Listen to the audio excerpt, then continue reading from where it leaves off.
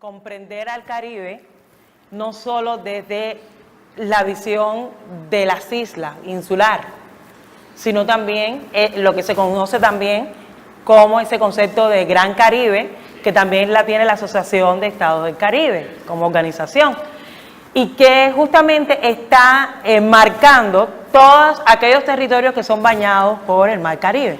Es por eso que Guyana Francesa, Islas Margarita, parte de Colombia, Yucatán, la Florida, también son territorios que se consideran Caribe. Pero hay una expresión otra también, que no solo son porque son bañados por las aguas del Mar Caribe, hay otro concepto que también atraviesa la definición de qué cosa es el Caribe.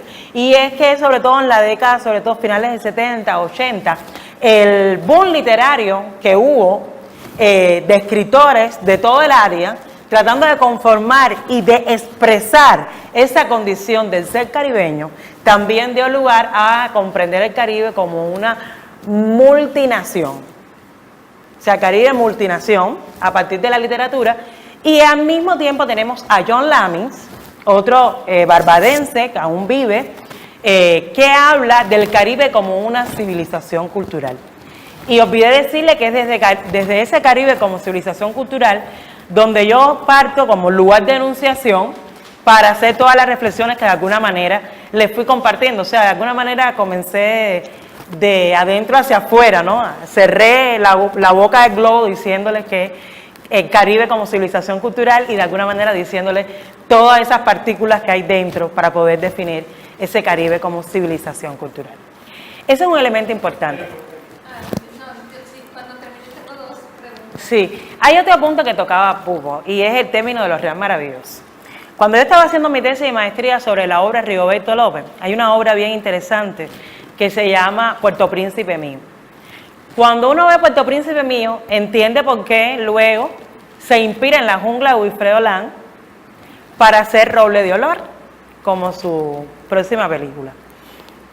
En Puerto Príncipe Mío, su cámara, ese ojo, va de alguna manera enseñándote qué cosa es Haití, va hablando de las improntas, de las construcciones y de las complejidades de ese pueblo. Pero sobre todas las cosas, el concepto que quiere atrapar este realizador, justamente es que uno pueda conectarse con esos elementos que llevaron a Carpentier a hablar en el reino de este mundo sobre los Real Maravillosos.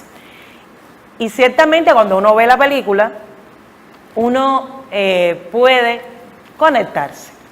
Pero créanme que nunca es igual que cuando uno toca suelo haitiano, ese aire, esas cosas que tú ves, esas lógicas. O sea, Haití es un país que no puede ser interpretado de esas lógicas de alguna manera ordenadas, occidentalizadas que uno tiene. O sea, Haití es un país que hay que leerla desde su propio universo, desde sus propias categorías. No puede ser leída con otros. Y yo creo que eso fue lo que logró Carpentier. Y es lo que de alguna manera le está diciendo Carpentier a Breton con su surrealismo. Con independencia de que M.C. se consideró surrealista y tal. Pero le está diciendo, ojo, el Caribe, aquí estas tierras a las que has llegado, tienen que ser leídas desde el universo simbólico, la relación de sentido y significado de sí mismo. Porque si los lees, como ha pasado el proceso de colonización desde los tuyos, no los comprendes. O sea, no, y es justamente ahí donde caemos en un elemento importante de otra concepción epistemológica que a mí me marca mucho y que está muy marcada mi subjetividad. Y ahí caemos en el sujeto y su negación de Franz Hinkelamer, cuando de alguna manera habla de la condición del sujeto y cómo el sujeto es negado por las propias condicionantes que están enmarcados en esa relación sujeto, realidad. Entonces, ¿cómo quedamos atrapados a partir de la interpretación de esas lógicas del otro que nunca llega a entender cuáles son las esencias de mi propia lógica? Y ahí eso es también lo que de alguna manera don Fernando Ortiz nos está diciendo cuando habla Malinowski, este es tu concepto, pero ojo, tienes que replantearlo. Y el propio Malinowski es quien hace el prólogo para enunciar y enaltecer ese concepto de transculturación. Porque el proceso de aculturación como proceso y como intencionalidad está muy bien descrito. Pero la interpretación que está emanando de la realidad te está diciendo otra cosa. Ese concepto de aculturación es la intencionalidad de una lógica de poder sobre un sujeto subsumido, que a su vez no por ser sujeto subsumido perdió su condición de sujeto. También es un sujeto de la resistencia. Y aquí estamos, ¿no? Para decir que hay un sujeto de la resistencia, que tuvo muchas expresiones para decir. Decía, este hombre árbol no es por gusto. Y este es un hombre árbol que denuncia. Es un árbol que dice, ojo, estamos en la lógica del ser, deber ser, pertenecer.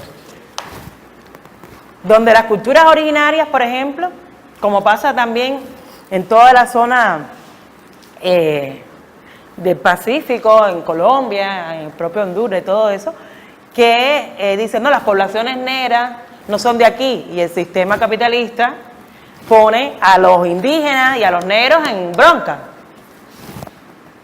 porque ustedes no son de aquí. Bueno, tal vez los primeros no son de aquí, pero la diáspora, los que nacieron, poblaron ese gran bosque y también forman parte de aquí, le están aportando aquí. O sea, yo soy de aquí. Y entonces es, en ese sentido, bien interesante lo que se va construyendo desde esta visión de pensamiento que nace desde las lógicas de la literatura, desde las lógicas de la plástica, desde la cinematografía, que están hablando de la impronta de la construcción de una cultura a otra, de una filosofía a otra, que ya insisto, no solo es parte de comprender las lógicas de la racionalidad humana, tal y como nos enseñaron nuestros colonizadores y nuestros referentes epistemológicos en nuestras universidades, sino que también pasa por los elementos del sentir, que forman parte también de las lógicas de saberes y de toda una cosmovisión que guarda una memoria, o sea, una memoria cósmica que de alguna manera nos convoca todo el tiempo a repensarnos nuestros espacios, nuestras prácticas y nuestras condiciones de sujeto. Por favor.